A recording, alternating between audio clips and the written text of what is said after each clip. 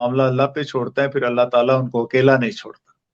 अल्लाह ताला उनको अकेला। सर मेरा ये अगला सवाल है, इसमें मैं काफी हद तक क्लियर हूँ, मैंने कुछ आपको सुना भी है, लेकिन मैं चाहता हूं कि जो सुनने वाले हैं उनके लिए भी इस सवाल का जवाब बड़ा लाजमी है। नए आर्मी चीफ के हवाले से शुजा नवाज साहब की किताब में आपसे मुतल्लिक लिखा गया कि जनरल आसिम मुनीर इस वक्त DGISI थे जब मेजर जनरल फैज हमीद आपके पास आए थे। क्या ये हकीकत है और नए चीफ का कोई किरदार हो सकता है आप वाले मामले में सर? देखिए, मैं शुजा नवाज साहब बड़ी काबिल एहतराम एक शख्सियत हैं, अच्छे एक वो राइटर हैं, लेकिन मैं समझता हूँ कि इस मामले में उन्होंने बहुत ही गैर जिम्मेदारी का मुजाहरा किया है।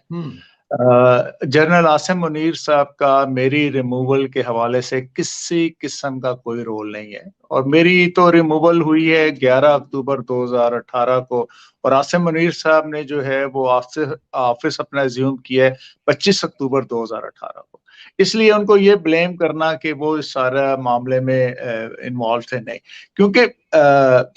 जो भी मामलात थे वो फैज हमीद साहब के हवाले से ही थे। उन्होंने ही मुझे अप्रोच किया था, वही मेरे पास आए थे, वही एक सर्टन यकीन दहानी चाहते थे, फिर जाहिर है उन्हीं के हवाले से मैंने भी जाहिर है बात की। आसिम मुनीर साहब तो उस वक्त किसी मतलब पिक्चर में ही नहीं थे, सीन में ही नहीं थे, बल्कि इससे कंट्रेरी ये हुआ कि जब ये वो आए तो जाहिर है मेरा उस वक्त सुप्रीम कोर्ट में केस फाइल हो चुका था, तो उन्होंने एक जिम्मेदार शख्स के जरिए मुझे एक पैगाम भेजा। उन्होंने कहा सर आपके साथ ज्यादती हुई है,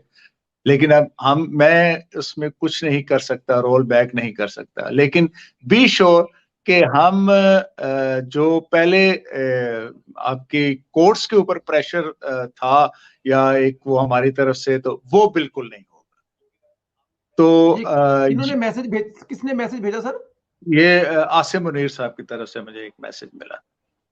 कब? ये जब मेरी रिमूवल हो गई अक्टूबर 2000, जब ये ऑफिस में आए, DGI के हैसियत से ऑफिस में आए, ये गलबन नवंबर 2018 की बात होगी या दिसंबर की, मुझे एग्जैक्ट वो नहीं पता, लेकिन इनके एक मेरे भी एक जानने वाले हैं और इनके भी वो करीबी रफका में से थे, उनसे कहीं तस्करा हुआ होगा, तो उन्होंने कहा यार उनके साथ हुई ज्यादती है, लेकिन मैं अब हम तो कुछ नहीं कर सकते, कोर्ट नहीं करना है, लेकिन पहले जैसा कोर्ट के ऊपर हमारी तरफ से एक प्रेशर था, कम से कम अब नहीं होगा, ये बात है। बिल्कुल ठीक है, और मजीद हम आगे भी कहते हैं सर।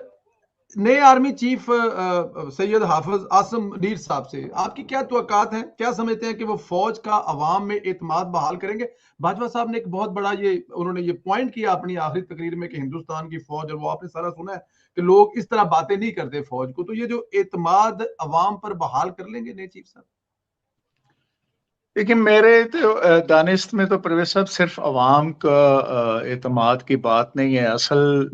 उससे पहले भी एक चीज है, वो है फौज का अपने अदारे पे एतमाद, और वो बड़ा जरूरी है। जो फौज को एक कॉन्फिडेंस देना और उनको उनके सही जो चीज है उनकी जिम्मेदारी का एहसास दिलाना, अपनी आईनी हदूद के अंदर रहने का बताना,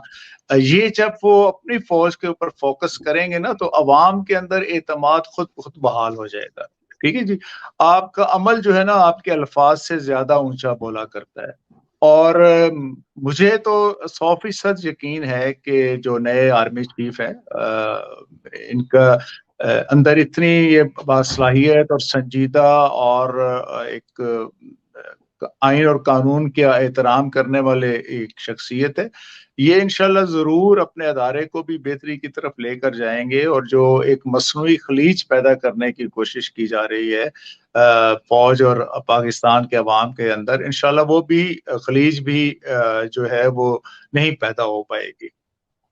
मुझे बड़ा अच्छा ये लगा सुन के, जब अभी आपने बताया कि जब आप का ये केस चल रहा था और आपको रिमूव किया गया, तो उस वक्त DG ऐसे जो बने उन्होंने अपनी न्वेक ख्वाहिशात का इजहार किया, उन्होंने कहा मैं कुछ कर नहीं सकता, लेकिन प्रेशर हमारी तरफ से नहीं पड़ेगा। मुझे इससे एक आस और उम्मीद पैदा हो रही है, लेकिन मेरा सवाल भी यही है कि आपको अपने केस के हवाले से नए चीफ से क्या उम्मीदें हैं? आप समझते हैं, क्योंकि उस वक्त उनका ये पैगाम और आज वो खुद उस अदारे के सरबराह बन रहे हैं जिस अदारे की तरफ से सारा कुछ हुआ। دیکھیں میں تو سیدھی سی بات ہے، میں تو بالکل یہ نہیں چاہتا کہ وہ ایون میری فیور میں بھی کوئی رول پلے کریں، ٹھیک ہے، میں تو بالکل ان کو یہی چاہتا، ٹھیک ہے، میرا کیس جو ہے سپریم کورٹ کے ججز نے ڈیسائیڈ کرنا ہے، وہ بغیر کسی فور یا اگینسٹ دباؤ کے وہ کریں، میں بالکل بھی نہیں چاہتا، اور نہ ہی عاصم صاحب کو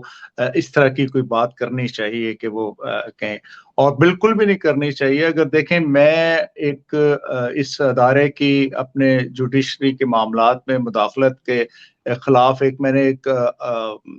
جو ہے وہ آواز بلند کی، تو اب مجھے یہ بہت ہی برا لگے گا کہ میرے اپنے ذاتی معاملے میں جو ہے وہ اس طرح کی کوئی چیز کی جائے، ٹھیک ہے۔ میں سمجھتا ہوں کہ سپریم کورٹ کو اپنی ذمہ داری خود ہی اٹھانی چاہیے، جس طرح میں سیاسی جماعتوں کو یہ کہتا ہوں کہ بھئی آپ فوج والوں نے تو اپنے آپ کو ایک پولیٹیکل ڈکلیئر کر دیا، آپ بھی یہ ڈکلیئر کریں ساری سیاسی جماعتیں مل کر کے جی ہم بھی اب کبھی ان کے در پر جا کے دستک نہیں دیں گے، ہم کبھی ان کی منت سماجت نہیں کریں گے، ہم کبھی گیٹ نمبر 4 کے اوپر جو ہے وہ قطار لگا کر یا انتظار میں نہیں کھڑے ہوں گے۔ یہ سیاسی جماعتوں کو بھی اب چاہیے، اور یہ اس اپرچونٹی کا میں سمجھتا ہوں صحیح معنوں میں فائدہ اٹھانا چاہیے، اور یہ چیزیں انشاءاللہ اگر ہو جائیں، ڈیولپ ہو جائیں، تو پھر ایک پورا ایک ترتیب جو ہے وہ ادارے کو بھی ایک مل جاتی ہے اور ان کے لیے بھی آسانی ہوتی ہے۔ تو آپ نے کیس کا چونکہ پوچھا تھا، تو کیس کے حوالے سے میں یہی توقع کرتا ہوں کہ وہ بالکل کسی قسم کی فور یا اگینسٹ کا تو خیر مجھے یقین ہے نہیں وہ کریں گے، لیکن فور بھی میں نہیں چاہتا کہ وہ کریں۔ بالکل ٹھیک ہے، لیکن کیا میرے جیسا ایک عام شخص جو چاہتا ہے کہ جسٹس شوکت عزیز صدیقی صاحب کو انصاف ملے، اب باجوہ صاحب اور فیض صاحب نہیں رہے، عدالتوں پر تو پریشر نہیں ہوگا، لیکن اب آپ کی امید جو ہے وہ جج صاحبان سے تو تھوڑی بہت بڑھ گئی ہوگی کہ اب وہ جو پریشر تھا وہ نہیں رہے، تو اب ان لوگوں کو یہ کیس لگانا چاہیے، سننا چاہیے۔ جی میری توقع ہے کہ جس وہ نا کہ ادر فیکٹرز اب کوئی نہیں ہے اس کیس کے سننے اور اس کیس کے فیصلہ کرنے میں۔ شروع ہو گیا دسمبر کے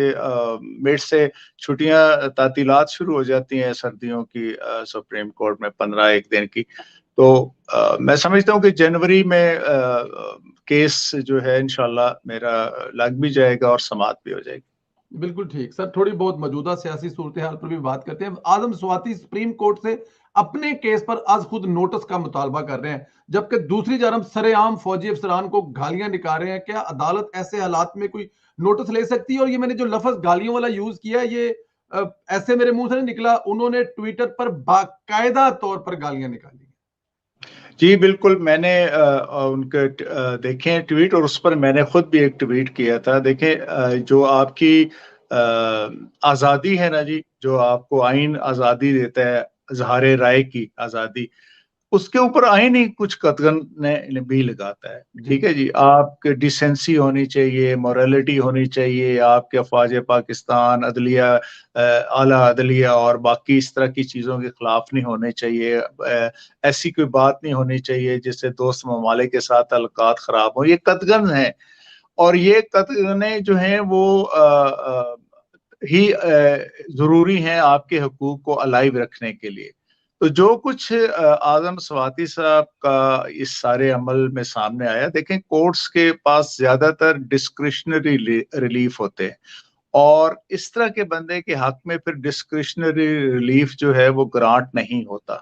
اور میں تو یہ سمجھ رہا ہوں کہ اعظم سواتی صاحب نے جو کچھ کیا ہے، اس کے انڈر دی لا ان کو سیریس کانسیکوینسز فیس کرنے پڑیں گے، اور مجھے تو یہ یقین سا اس طرح سا ہوتا ہے کہ یہ اوپن اینڈ شٹ کیس ہے جس میں ان کو سزا بھی ہو سکتی ہے۔